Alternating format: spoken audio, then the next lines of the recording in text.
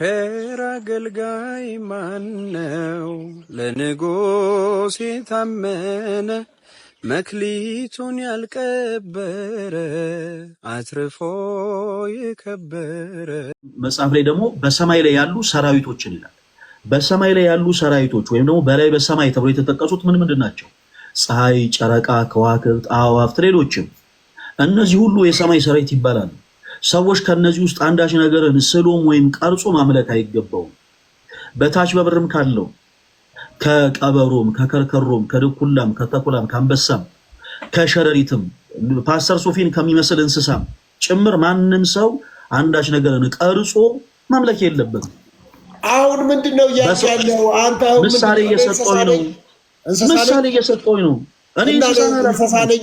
አንተን የሚመስል ነው ያልኩት። ድንገት አንተን የሚመስል ነው የፈጠረው። በእግዚአብሔር መልክና አምሳል የተፈጠረውን ሰው እንስሳ ነው ትላለህ? እኔ እንስሳ ነኝ አይደለም። እኔ አንተን እንስሳ ነህ እኮ አይደለም እኮ ምሳሌ ፓስተር ሶፊ አይነት እንስሳ አላልክም? አሁን እኔ እሱን የሚመስል እንስሳ ሰው እንኳን ቢያገኝም መሳሌ የለበትም ነው። ምሳሌ እኮ ነው ይሄ ፓስተር። አሁን የኔ ፊት ነው ለእንስሳ የሚቀርበው? ያንተ ነው ያንተ ነው ፓስተር። ይሄ እኮ የተገለጠ እኮ ነው። እኔ እኮ ትንሽ መኳንንትን ነው የምመስለው። ትንሽ እንደውም ለምን እንደሆነ ባላቅም እስከው ቤተ መንግስት ያልገባሁት እንጂ እንደው ትንሽ ወደ መኳንንቱም የሚቀርብ ፊት ያለው እኔ ይመስለኛል። መስላል ብቻ እና ሰዎች በማንኛውም ምሳሌ ስዕልን መሳል አይጠበቅባቸውም። በሰውም አምሳል ይሁን። ለምሳሌ የቡድሃ እምነት ተከታዮች ሰው የሚመስል ድንጋይን ነው ቀርጾ የሚያመልኩት። በወንድም ይሁን በሴት በጥጃም ይሁን በተኩላ በድኩላም በቀበሮም በከርከሩም በግንደ ቁርቁርም። አሁን ግንደ ቁርቁር አፏ ሾል ያለ ነው። እንደ ፓስተር ሶፊ አሁን የሆነ ነገር ሾል ያለ ነው እሱ። ይሄ ግን እንደ ግንደ ቁርቁርም ያሉት ነገሮች እንደ ቀጭን የሚያሉት ነገሮች ልናገር ፓስተር ሶፊ ፕሊስ ልናገር ልጨርስ። እንደሱ ያሉ ነገሮችን በአጠቃላይ ፈጽሞ ቀርጾ ማምለክ አይቻልም ነው የሚለው ይሄ ክፍል። አለቀ። ልጨርስ። ማምለክ አይቻልም። ማርያምንና የመላእክት ጻድቃን የሰማዕታት አድርጎ ግን መስገድ ይቻላል። ወጋውት ይሄን መንፈስ አልጨረስኩኝም። ፕሊዝ በስላሴ ስም ይዣለሁ፣ አትረብሽኝ። ከምድርም በታች ከዛ ደግሞ ከውሃ ውስጥ ካሉት ይላል። ከምድርም በታች ከውሃ ውስጥ ካሉት ደግሞ አሳትን በአጠቃላይ ማለት ነው። አሳት ማለት በግዕዝ ነው፣ አሳዎች ነው አማርኛና አሳዎችን በአጠቃላይ የሚያጠይቅ ነው። በአሳ ነባሪም ይሁን በኦክቶበስም ይሁን በስታርፊሽም ይሁን በምንድነው በሱሺ ለካ ምግቡ ነው እና በማንኛቸውም አይነት መንገድ ያሉትን አሳዎች ፈጽሞ መዛል በፍጹም አይቻልም። በፍጹም መቅረጽ ማምለክ አይቻልም። ሰው ግን ቀርጾ ካመለከ ለምሳሌ ትልቅ የግድንግዳ አሳ ነባሪን ቀርጾ በድንጋይ የሚያመልክ ከሆነ ያጣው ተምልኮ ነው ነው ባጭሩ። በላይ በሰማይ ሲል ቅድም እንዳልኳችሁ መላእክትን ምን አይልም አያካትትም። መላእክት ምን አይልም አያካትትም። ለምንድን ነው የማያካትተው? ምክንያቱም ሰዎች ወደ ላይ ቀና ብለው ተመልክተው ሊስሏቸው የሚችሉ ነገሮች ፀሐይ፣ ጨረቃ፣ ከዋክብት፣ አዕዋፍትን እንጂ መላእክትን አይደለም።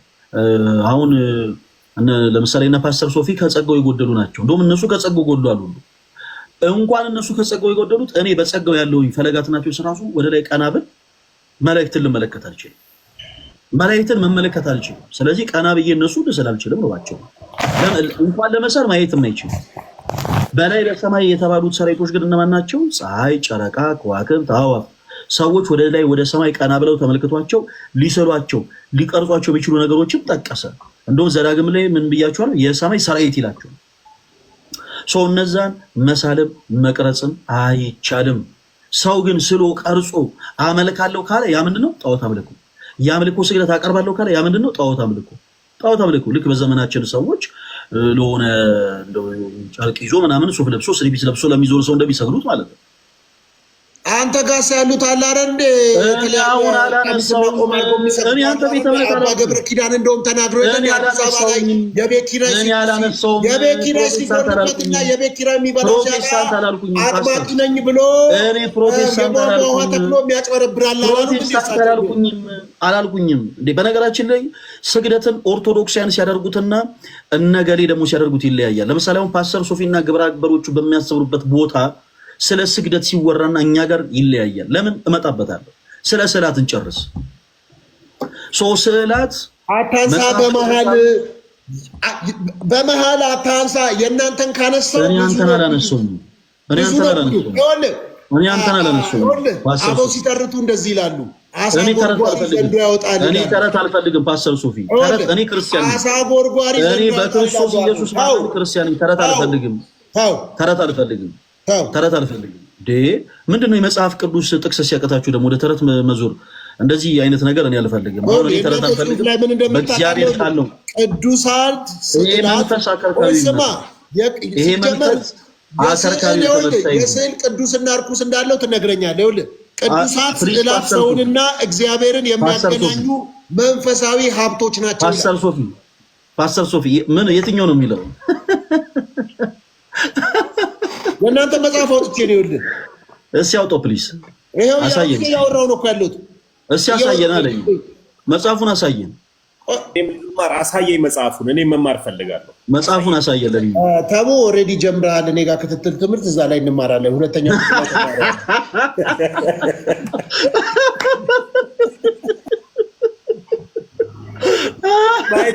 እኔ ጋር ክትትል እንደዛ ነው ተሙ ክትትል ትምህርት በውስጥ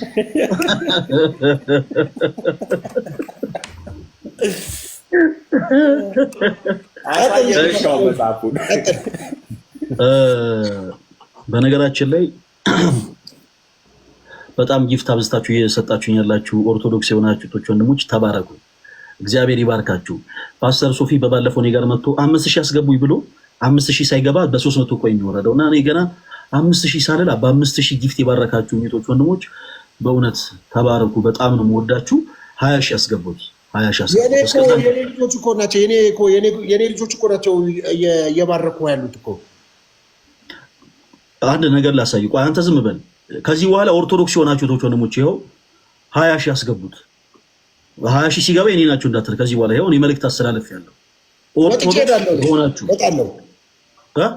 ወጣለሁ። ለምን ብትወጣው? ለምንድን ነው የሚገባው? 20000 ለምን ማይገባው? 20000 እንዴ ምን አይነት ብትኝነት ነው ማለት? የኔ ስንት ነው የሚገባው? 20000 ይገባል። የኔ ኮይን ምን ችግር አለው? ያንተ ኮይን 20000 ይገባል። የኔ ታብታብ 20000 ይገባል። ያንተ ታብታብ 100 ምናምን አልፏል፣ ግን ችግር የለውም። 120 ምናምን ማነው የተወሰነ ይጨምሩልሃል፣ ችግር የለውም።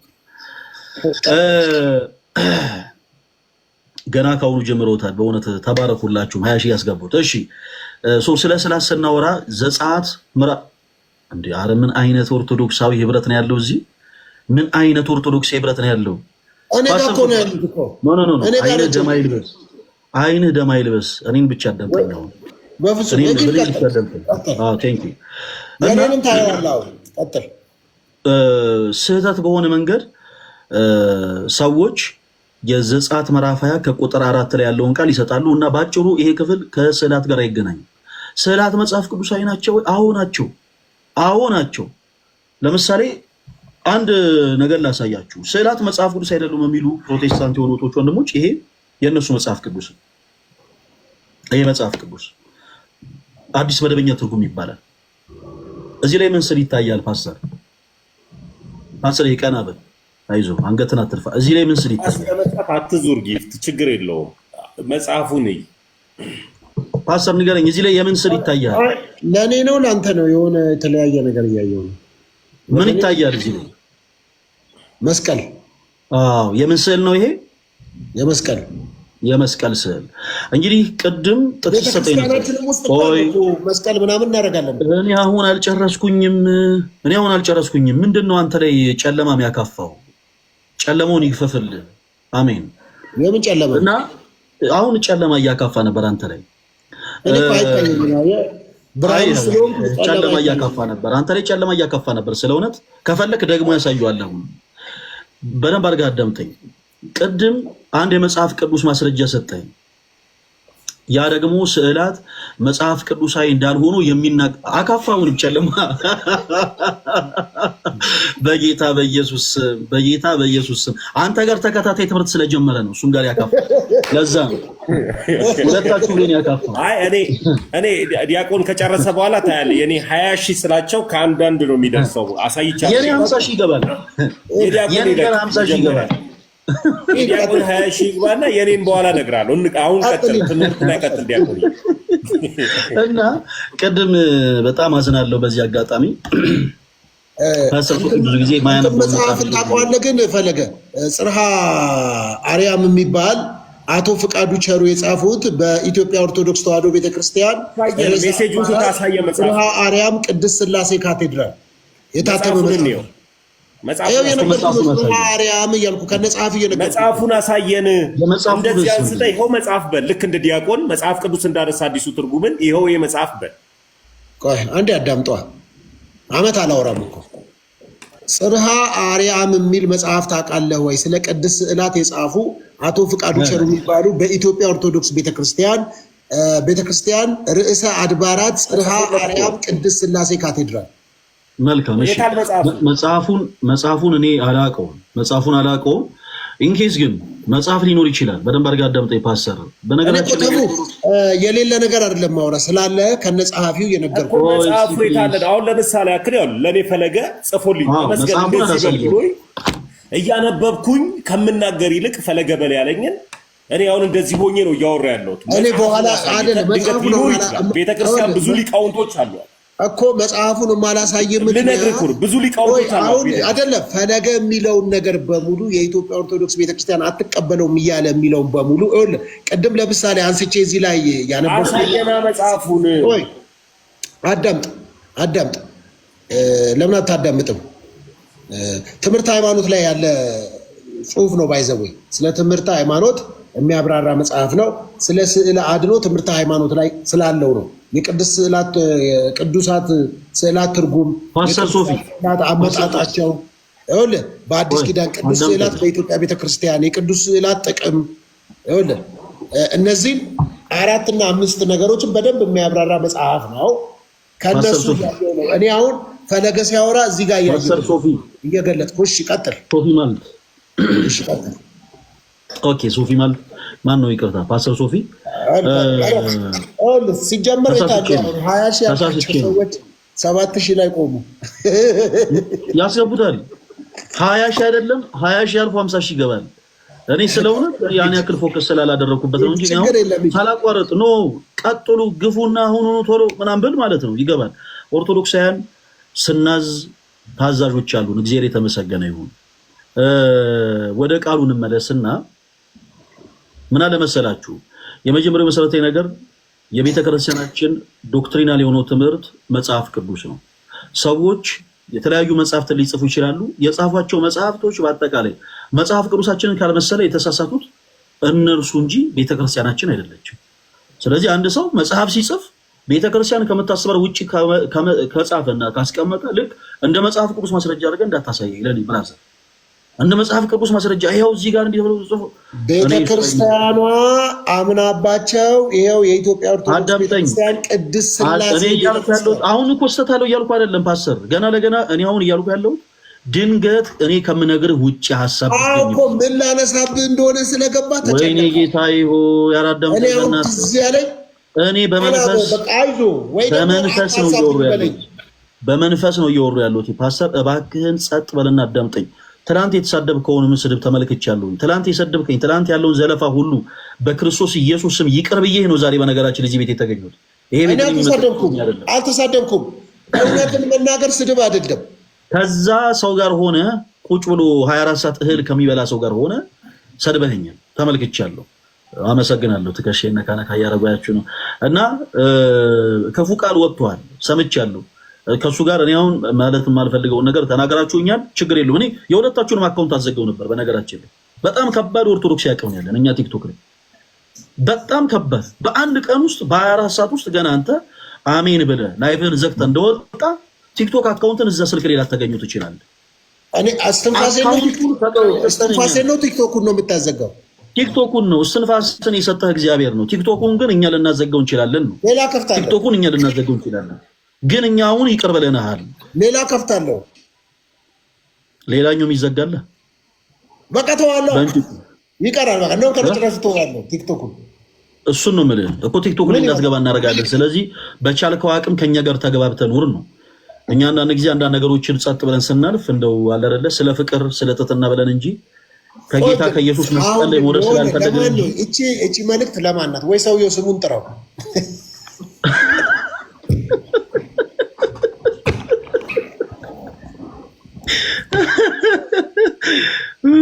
ወይ ግድ እቺ መልእክት ለማን ናት? ደስ ይላል።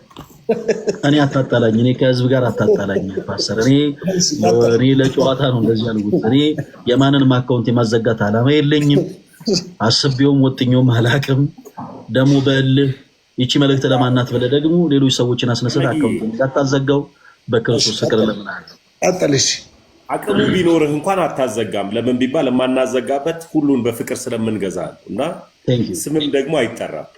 ቀጥል ዲያቆንዬ፣ መጽሐፍ ቅዱሱን አንስተህ መጽሐፍ ቅዱስ ላይ ያለው ላይ ሐሳብ ላይ ቀጥል። ግን ይሄ ጽርሐ አርያም መጽሐፍን ግን እያሰብክ አይምሮ ውስጥ መጽሐፉን አሳየና ዳድ ሶፊ አሳየን መጽሐፉን። መልስ ላይ ነው የማሳየው። ይኸውልህ ጽርሐ አርያም እያለ በኢትዮጵያ ኦርቶዶክስ እኔ ማን እንደሚጽፍልህ እኮ ስለማቅ ነው እኮ ዳዲ እኮ ይሄን እኮ ምልህ እኮ ሶፊ ይሄን ላከልህ ሜሴጅ ላከልህ ሰውዬ ይኸው እኔ ጋር ልኮልኛል ሜሴጁን። ወይ ተምዬ አይደለም ጌታ ምስክር ነው። አይ አይደል ተወሱና ተዋሽ። እኔ ማንም ቴክስት አይደለም የደረሰኝ። ይኸው መጽሐፍ ነው። ይኸው መጽሐፍ እኮ አልኩህ እኮ መጽሐፉን አይደል መጽሐፉን ነው እኔ እኮ ያልኩህ እንጂ ቴክስት ካለ ማለት ጌታ እኔ መጽሐፍ አውጥቼ ነው የማወራው። ፒዲኤፉን አውጥቼ እያወራሁ ፓስተር ሶፊ እንጂ ቀጥል ሶፊ ማለት ይላል። እሺ ሶፊ ማለት ወንድማችን እንደ መጠጡ ገብስማነት ይበዛባል ማለት የሐሰብ ገብስማነት ጥሩ አይደለም። አንድ ሰው ሁለት እግር አለኝ ተብሎ እኔ ፐርሰናሊ አታካታርገኝ። እኔ አንተን ፐርሰናሊ አታክማሪ ፈልጌ አይደለም። አባባሌ እንደ መጠጡ እንደ ሶፊ ማለት ገብስማቱን ነው። ይሄ ዥንጉርጉር መሆን ጥሩ አይደለም። ገብቷል። ሁለት እግር አለኝ ተብሎ ለዛፍ አይወጣም። በቻልነው አቅም አንድ ሐሳብ ላይ ፎከስ አድርገን ነው መውራት ያለብን። ለምትናገረው ሐሳብ እኮ እኔ በቂ መልስ እየሰጠሁህ ነው ፓስተር። ምን አልኩ መሰለህ? ሶፊ ማለት ያመጣቸው መጽሐፍቶች በአጠቃላይ ቤተክርስቲያን ከምታስበው ትምህርት ውጪ ከሆኑ አይመለከተንም ነው ባጭሩ። የኢትዮጵያ ኦርቶዶክስ ቤተክርስቲያን ቅድስት ሥላሴ ደብር ፈቅደው ያሳተሙት ጽርሐ አርያም ነው እያወራሁ ማለት። አዳምጠኝ፣ እኔን ስለመታተሙ እኔ አሁንም አይመለከተኝም። በደንብ አድርገህ አዳምጠኝ። እኔ እያልኩ ያለሁት ከቤተክርስቲያን ትምህርት ውጪ ከሆነ እኛ አይመለከተንም ነው ባጭሩ። አጭርና ግልጽ አንድ ብቻ ጥያቄ ጠይቅ። ዲያቆን ፈለገ በትክክል ነው እባክህ። ሐሳቤን አልጨረስኩም እኔ በልቤ ትሁቱን እስቲ በቃ ፓስተር፣ እኔ ሐሳቤን አልጨረስኩኝም። ሐሳቤን ስጨርስ ነው ከኔ ጋር ማውራት ያለብን። በመሀል አታንሳኛ። እሺ ዝም ብለህ ሐሳቤን አላነሳሁትም። እኔ አንተን የማንሳት ዓላማ የለኝም። ፕሮቮክ እያረከኝ ነው። እኔ ነገር ተግባብተን ልንቀጥል የምንችለው እንዴት ነው? ተግባብተን ልንቀጥል ነገር እየፈለከኝ ነው በመሀል። እኔ አንተን ነገር ብፈልግ እንደዚህ ነው እንዴ ነገር የምፈልግ? አንተ ነገር እንደፈለክኝ እኮ ነው ነገር የምፈልግ። የአንተ ችግር እኮ ምን መሰለህ አልገባህም። እኔ ጮክ ብዬ አወራለሁ፣ አንተ ግን ከስር ነው። ምን አለ መሰለህ ወንድሜ ጠቅ፣ ምን አለ መሰለህ ኦርቶዶክሳውያን ወንድሞች እህቶች ጠቅ ታደርገኛለህ። ታዲያ ከዚህ በላይ ምን አለ? የቱ ጋር ነው ጠቅ ያደረኩ? በመሀል ገብስ ነው የምትለው ትለኛለህ። እኔ ገብስ ነው የምትለው አላልኩም። የሚመስል እንስሳ ካያችሁ አትቅረጹ ትላለህ። ምንም አትለው። እኔ በፍጹም አሁን ሰዎች በእንዴ ጣዖት እንዲያመልኩ አልፈልግማ።